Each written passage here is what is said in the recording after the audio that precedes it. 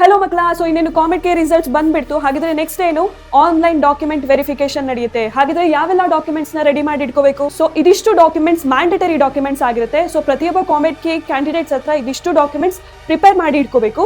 So the first one is government ID proof. So ನಿಮ್ಮ name match ಆಗುವಂತ ID proof ಆದ, for example Aadhaar, PAN, voter ID. So ಇದರಲ್ಲಿ ಯಾವ್ದಾದ್ರು ಒಂದನ್ನ prepare ಮಾಡಿ ಸ್ಕ್ಯಾನ್ ಮಾಡಿ ರೆಡಿ ಮಾಡಿ ಇಟ್ಕೊಳ್ಳಿ.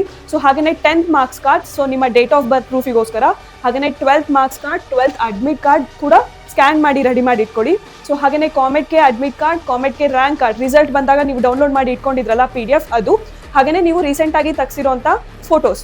ಓಕೆ, ಸೊ ಇದಿಷ್ಟು ಡಾಕ್ಯುಮೆಂಟ್ಸ್ನು ಕೂಡ ನೀವು ಸ್ಕ್ಯಾನ್ ಮಾಡಿ ಪ್ರಿಪೇರ್ ಮಾಡಿ ಇಟ್ಕೊಳ್ಳಿ.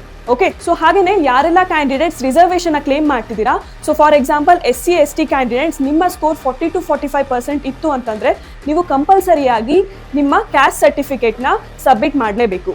ಓಕೆ, ಸೊ ಹಾಗೆಯೇ ಯಾರೆಲ್ಲ KKR ರಿಸರ್ವೇಷನ್ ಕ್ಲೇಮ್ ಮಾಡ್ತಿದ್ದೀರಾ ಅವರು ಕೂಡ ನೀವು ಗೌರ್ಮೆಂಟ್ ಕೊಟ್ಟಿರುವಂತಹ ಸರ್ಟಿಫಿಕೇಟ್ನ ಸಬ್ಮಿಟ್ ಮಾಡಲೇಬೇಕು. ಓಕೆ, ಸೊ ಇದೆಲ್ಲ ಡಾಕ್ಯುಮೆಂಟ್ಸ್ನ ಪ್ರಿಪೇರ್ ಮಾಡಿ ಸ್ಕ್ಯಾನ್ ಮಾಡಿ ರೆಡಿ ಮಾಡಿ ಇಟ್ಕೊಳ್ಳಿ. ಓಕೆ, ಸೊ ಇದೇ ರೀತಿ ಗೈಡೆನ್ಸ್ಗೋಸ್ಕರ ನೀವು ಫಾಲೋ ಮಾಡಿ ವೇದಾಂತು ಕರ್ನಾಟಕ ಚಾನಲ್.